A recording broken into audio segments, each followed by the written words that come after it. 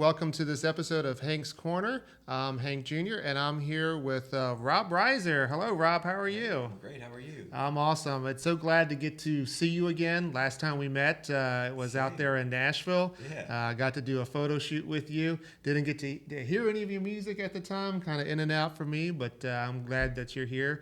I'm going to be performing here in Florida. Yeah. So tell me, how are you enjoying Florida so far? Well, first off, thank you for that photo shoot and thank you for doing this. Oh, my pleasure. Florida feels like home. I can tell you that for sure. I love it here. It's definitely my vibe. Okay. I mean, growing up, I'm from upstate New York, and all our family vacations were to Florida. So I always had fond memories, and it was always a place I wanted to go. And music took me another direction. But like being here now, and the last time I visited too, I played in Panama City Beach when I worked for Tootsie's. They've got another location down there, and every time I'm here, it feels like home. People are awesome. This is exactly my kind of weather. I'm a big ocean guy, so it doesn't get much better than this for me. Okay, so it's definitely a big difference, Florida versus New York, and especially the weather this time of year. You just missed out on a nor'easter that was up there. Yeah. So you enjoying the weather, being able to get out to the beach while you're here? I've been getting to the beach every chance I can get, whether it's 11 o'clock at night or I just went for a nice run this morning real quick, just to get it in real quick, just to soak up as much of it as I can. So I was born in the city, and then I grew up my early years there, but we moved upstate when I was 8 Okay. years old to literally the middle of nowhere. The town had 1,100 people in it. Still to this day doesn't even have a red light in it. There's not even a post office. My Okay. address was even a different town because there's no post office, and it's not the New York that people think of when they think of New York. Right, yeah. New York's two different things. You got the city and the country. As a matter of fact, my wife and I, we did our honeymoon up in New York, where we actually did horses Really? and everything like that. So you would not think that that's Yeah. what you would think of when we were doing New York. When did you move to Nashville, and how did that come about? So I moved to Nashville full time just over 2 years ago. Okay. And it just started off. I mean, I've always grew up around country music, and then in my early 20s, I really just found my place in country music. My voice fit it, my songwriting fit it, and just became all about it. It was all I did, and naturally, took trips to Nashville and literally fell in love the first night that I was in Nashville. I remember that first time of driving in. It was late at night. I had just driven 17 hours from New York and getting onto Broadway, and I had to see it like as soon as we got there. And I just remember like just being awestruck, just listening to all the music going on, and I knew that I had to be there. It took me a little bit longer than I thought, but eventually, I reached a point in my life where I knew I had to do it. If I was going to do it, that was the time. Okay. And so you said that you grew up on country music. Was that Yeah. primarily what you listened to when you were younger, or? So it was always around. So my grandparents were really big into Johnny Cash. Okay. So I didn't even realize I was listening to country music back then, but my grandfather listened to Johnny Cash and Frank Sinatra, and I always gravitated towards the Cash stuff. And then when we moved upstate, my mom listened to a lot of like Toby Keith and Joe Nichols. I really was big into Tim McGraw, and Mark Wills was really big in that time period. And the funny thing was, I lived in such a rural area that the only FM station that came through with no static was a country station. Oh, okay. So it was the only thing. It was destined Yeah. then. But I grew up.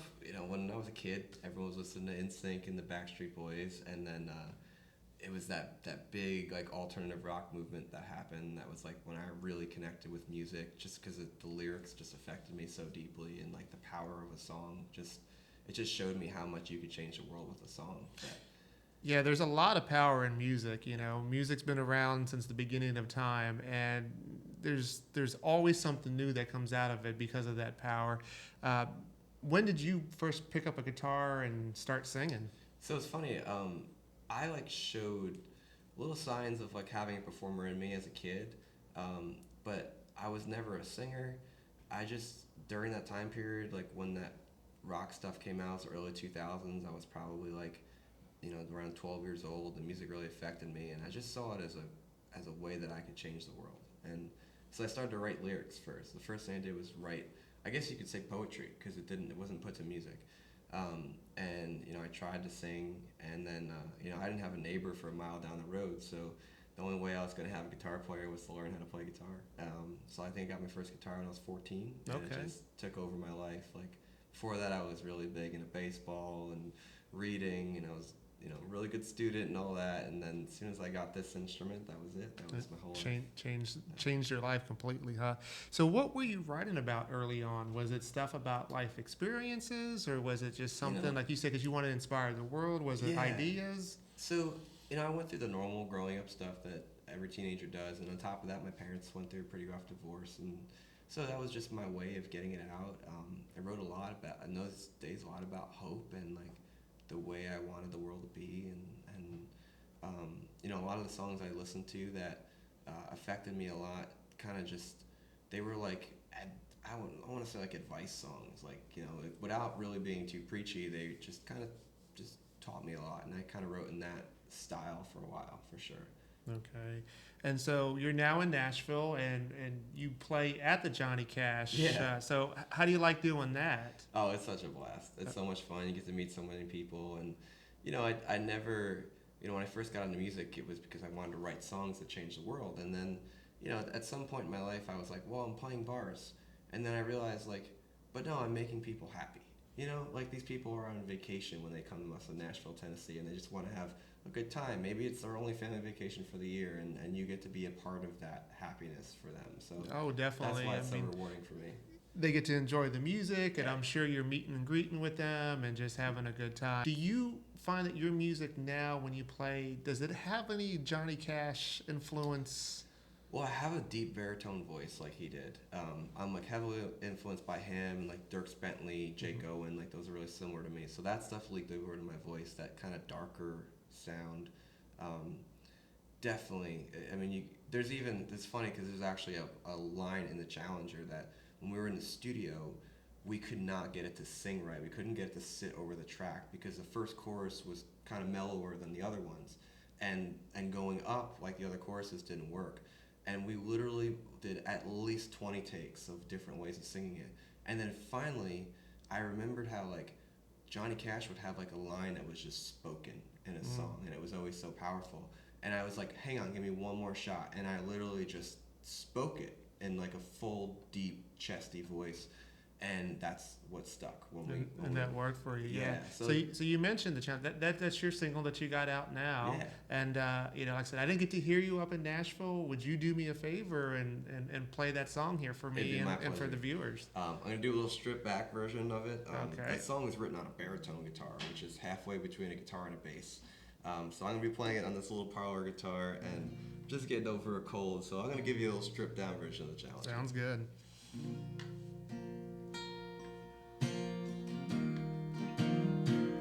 The announcer said, who's this guy? Some match is a joke. He's to nobody. He'll probably just choke. He don't stand a chance. My bet's on the chain beat. I laugh 10-1 odds. He's undefeated. Around here he's a guy. Dad told me. The bigger they are, the harder they fall. So here is my shot. I'll give it everything I've got. I'm the challenger. I'm stepping in the ring. Got nothing but my hopes and dreams, blood, sweat, and tears. The long road it took to get here. And man, I swear I may go down fighting, but you better believe I'll still be on my feet. If it was round 13, I can promise you that you'll remember me as more than the challenger. Yeah.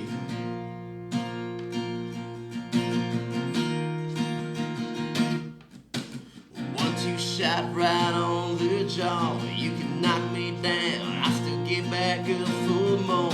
Don't know when to quit now, but I know what I'm fighting for. So here is my shot. I'll give it everything I've got. I'm the challenger. I'm stepping in the ring. Got nothing but my hopes and dreams, blood, sweat, and tears. The long road it took to get here. And man, I swear I may go down fighting, but you better believe I'll still be on my feet. If it was round 13, I can promise you that you'll remember me as more challenger. Nobody dare get in my way, 'cause you can knock me down, but in the end you'll say I was the hardest you fought, the toughest opponent you ever saw. So here is my shot, I'll give it everything I've got. I'm the challenger, I'm stepping in the ring, got nothing but my hopes and dreams, blood, sweat and tears, long road I took to get here. Man, I swear I may go down fighting, but you better believe I still be swinging. Round 13, I can promise you that you'll remember me. There's more than a challenger. There's more than a challenger. There's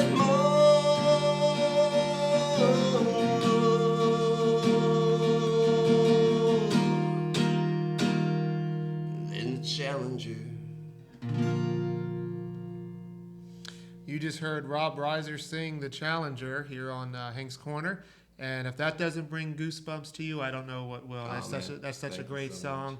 And you can feel, and I assume that that's kind of like the mentality when you walked into Nashville. It was almost like walking into a ring at some point. Yes. Being able to compete, not so much compete because they're your followers, but being able to, fight your way to be known, to be seen. So that was one of the reasons why I recorded that song.